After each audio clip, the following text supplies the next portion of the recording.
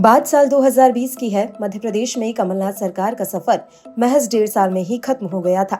इसके बाद भारतीय जनता पार्टी की राज्य में वापसी हुई। इसकी बड़ी वजह ज्योतिरादित्य सिंधिया माने जाते हैं, जो तब भी विधायकों के साथ बीजेपी में आ गए थे और सियासी तस्वीर बदल दी थी। अब 2023 में राज्य में हुई बीजेपी की बम्पर जीत का सहारा प्रधानमंत्री नरेंद्र मोदी के अलावा सिंधिया के सिर बंधता नजर आ रहा है। इसकी कई वजहें भी हैं, जिन्हें अब समझने की कोशिश करते हैं। ग्वालियर चंबल क्षेत्र में सिंधिया का दबदबा माना जाता है। यहाँ कुल सीटों की संख्या 34 है।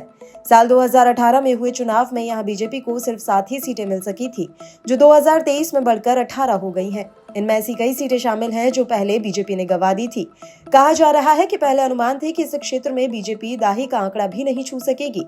अब यहाँ की एक सीट है भीतरवार, जहाँ बीजेपी 20 सालों से बाहर है।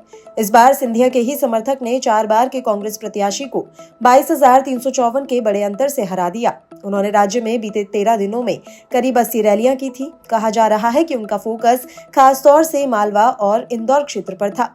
इसके अलावा मालवा निमाड़ क्षेत्र में बीजेपी की जीत का कुछ श्रेय सिंधिया को दिया जा रहा है। यहाँ की 66 में 48 सीटें इस बार बीजेपी के खाते में आई हैं। बीजेपी ने इंदौर की भी सभी 9 सीटों पर कब्जा जमा लिया है। एक मीडिया रिपोर्ट के अनुसार सिंधिया ने यह भी सुनिश्चित किया कि बीजेपी के नए और पुराने नेताओं के बीच तालमेल बना रहे। वे बूथ पर उनसे मिलने भी पहुंचे। इसके अलावा उन्हें समाज सम्मेलनों का भी आयोजन किया गया, जहाँ अलग अलग समुदायों से बीजेपी के बारे में बात की।